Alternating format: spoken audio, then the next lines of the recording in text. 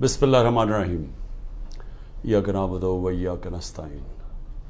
میرے پاکستانیوں، آج کل ایک انگریزی میں رین آف ٹیرر کہتے ہیں، خوف پھیلایا جا رہا ہے۔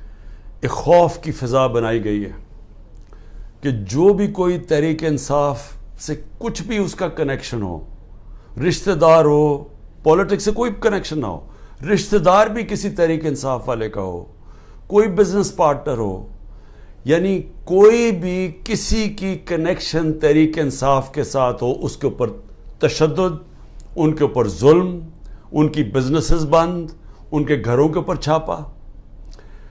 یعنی ایسی میں نے تو اپنی زندگی میں اس طرح کے کبھی حالات نہیں دیکھے۔ ہم صرف پڑھتے ہوتے تھے، فلموں میں دیکھتے تھے کہ جو ہٹلر کا جرمنی تھا، جس کو نازی جرمنی کہتے ہیں، ادھر ہم اس طرح کی چیزیں سنتے تھے کہ رات کے چھاپے پڑ رہے ہیں، رات کو گھس گئے ہیں ہتھیار پکڑے ہوئے لوگ 69 شہریوں کے پاس، اور ان کو گھر توڑ دیا، ان کو پکڑ کے لے گئے، جس کو پکڑنے آئے اگر وہ نہیں ہے تو جو مرضی ملا اس کو پکڑ کے لے گئے۔ یہ ہم تب سنتے تھے کہ ایک دم غائب ہو جاتے تھے لوگ، پتہ ہی نہیں چلتا تھا کدھر گئے ہیں۔ جس طرح اب اعظم خان کا پتہ چلا، اس کی فیملی کا، کہ اعظم خان جو میرے پرنسپل سیکرٹری تھے، وہ رات سے غائب ہوئے پتہ ہی نہیں کدھر گئے ہیں، تو ان کو اٹھا کے لے گئے ہیں۔ جس طرح عمران ریاض سے ہوا ہے، اس کے گھر والے بیٹھے ہیں، اس کی بیوی ہے، اس کے بچے ہیں، پتہ ہی نہیں، عدالت کہہ رہا ہے پروڈیوس کرو، پتہ ہی نہیں کدھر لے گئے ہیں جی، ہمیں پتہ ہی نہیں کدھر چلا گیا۔ اور یہ کتنی اور کہانی ہے، گھروں میں آتے ہیں، کہیں سے اٹھا لیتے ہیں، لے جاتے ہیں، غائب کر دیتے ہیں۔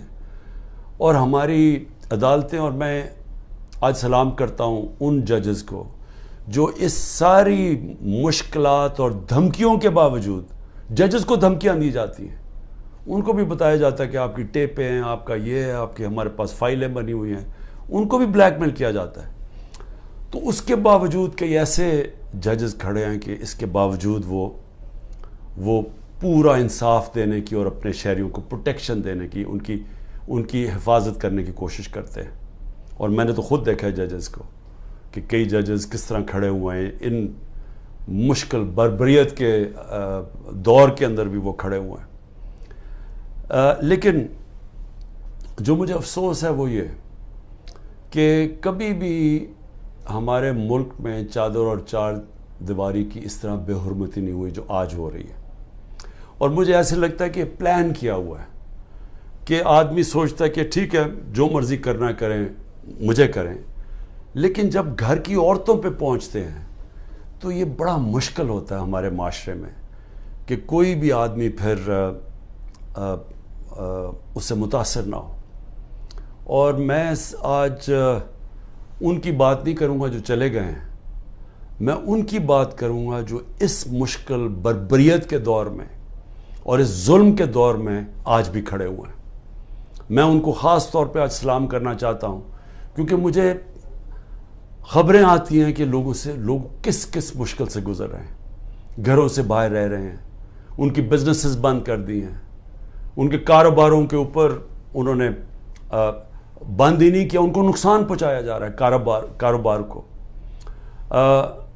ان کے جو ان کا روزی کمانے کے طریقے ہیں، ان کے اوپر اٹیک کیا انہوں نے، ان کو پوری کوشش کیا انہوں نے کہ کسی طرح بس وہ جادو کے لفظ کہہ دے کہ میں تحریک انصاف چھوڑ رہا ہوں، تو ہر قسم کا پریشر ڈالا ہوا ہے۔ تو میں ان کو آج سلام کرنا چاہتا ہوں جن کے گھر توڑے ہیں انہوں نے، اور اس کے باوجود وہ بھی آج کھڑے ہیں، اور جنہوں نے اپنے بیوی بچے چھپا دیے ہیں کہیں، کیونکہ یہ عورتوں پہ پہنچ جاتے ہیں۔ اور میں کبھی نہیں سوچتا تھا کہ میرے ملک میں یہ وہ دور آئے گا کہ عورتوں کو استعمال کیا جا رہا ہے صرف ایک چیز، کہ کسی نہ کسی طرح عمران خان کا ساتھ چھوڑو۔ یعنی ایسی کبھی میں نے نہیں سوچا تھا کہ کسی ملک میں بھی ایسے ہوگا کہ صرف اس کو ایک آدمی کو شکست دینے کے لیے، یا ایک آدمی کو کیونکہ ہم نے کانٹا لگا دیا ایک آدمی پہ، وہ نہ واپس آ جائے، اس کے لیے ہر قسم کا حربہ جس میں عورتوں کو استعمال کیا جا رہا ہے، بچوں کو استعمال کیا جا رہا ہے۔ عامر مغل ہمارے اسلام آباد کے وہ ایک کارکن تھے۔ اب میں یہ آپ کو اس لیے بتا رہا ہوں کہ یہ کہا ہے نا کہ جی 9 مئی کو جو ہوا تو اس کی وجہ سے سزا مل رہی ہے. نہیں، یہ 9 مئی سے پہلے سزا مل رہی تھی. 9 مئی کو تو ایک بہانہ مارا گیا.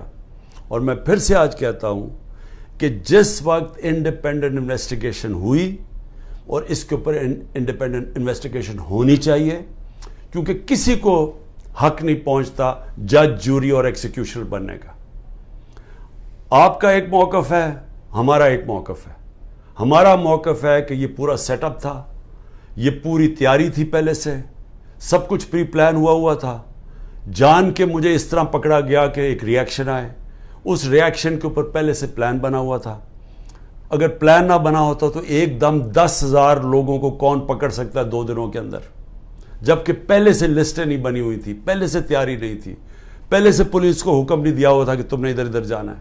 یہ تو پہلے پلان ہوا تھا سب کچھ. اور ہم کہہ کے تھک گئے ہیں کہ کیوں نہیں اس کے اوپر انویسٹیگیشن ہوتی. سب سے پہلے تو پولیس چیف کو پکڑیں.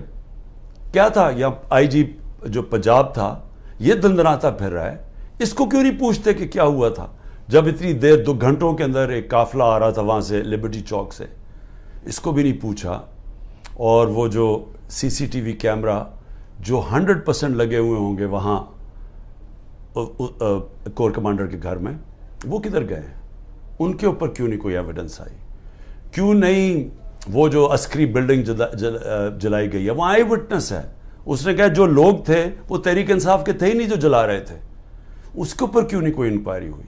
ہمارے اپنے لوگ بار بار کہہ رہے ہیں کہ ایسے لوگ ہم نے دیکھے جو ہم پوچھتے تھے کہ کس پارٹی، ہماری پارٹی کے نہیں تھے، وہ لگے ہوئے تھے آگے لوگوں کو کرنے کے لیے.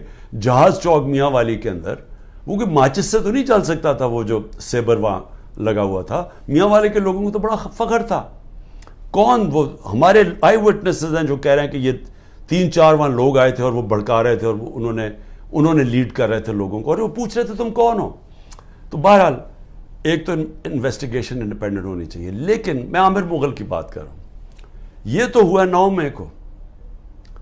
8 مارچ کو اس کے گھر جاتے ہیں، عامر مغل گھر نہیں ہوتا. اس کے 5 بچے ہوتے ہیں، ایک بڑا ہوتا ہے، باقی سارے 16 سال سے چھوٹے 10 سال تک. 5 کو اٹھا کے لے کے جاتے ہیں. 5 بچوں کو اٹھا کے لے کے جاتے ہیں، اس کی بیوی سے بدتمیزی کرتے ہیں. اور پھر عدالت میں وہ جاتا ہے اور عدالت میں وہ بچے پھر چھڑواتا ہے 2 دن کے بعد. تو یہ تو بھی 9 مئی نہیں ہوا تھا، تو یہ کیوں ان کو اٹھا لیا؟ اور جو میرے پر 140 FIR کٹ چکی تھی 9 مئی سے پہلے، تو وہ کس وجہ سے کٹی تھی؟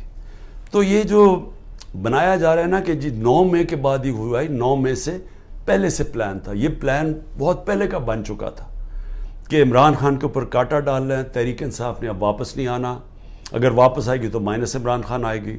یہ پلان پہلے کا بنا ہوا تھا. مذاکرات میں نے شروع سے کہا تھا ہم تیار بیٹھے ہیں. جنرل باجوہ سے میں نے 2 دفعہ مذاکرات کیے، ٹیم بنائی ہوئی تھی جو ان سے مذاکرات کرتی تھی، صرف یہ کہنے کے لیے کہ یہ ہو ہی نہیں سکتا کہ اب ملک کی سب سے بڑی جماعت کو اگر آپ اس کے اوپر کاٹا ڈالتے ہیں تو پھر جمہوریت پہ کاٹا ڈال دیتے ہیں. یہ تو کہیں ہوتا ہی نہیں ہے. تو اس لیے مذاکرات کرتے تھے کہ ہمیں بتائیں کہ آپ کا کیا روڈ میپ ہے. جب جنرل باجوہ گیا اس کے بعد پھر مذاکرات کی پوری کوشش کی، ہمیشہ پیغام پہنچائے، کوئی جواب نہیں آیا، کیونکہ وہاں وہی پالیسی چل رہی تھی، وہی کاٹا ڈالا ہوا تھا. جب کاٹا ڈالا ہوا تو بات کیوں کریں گے؟ کوئی بات میں آج بھی کرنے کے لیے تیار ہوں، اور اس لیے کہ یہ عمران خان کی اب بات نہیں ہے، یہ پاکستان کی بات ہے.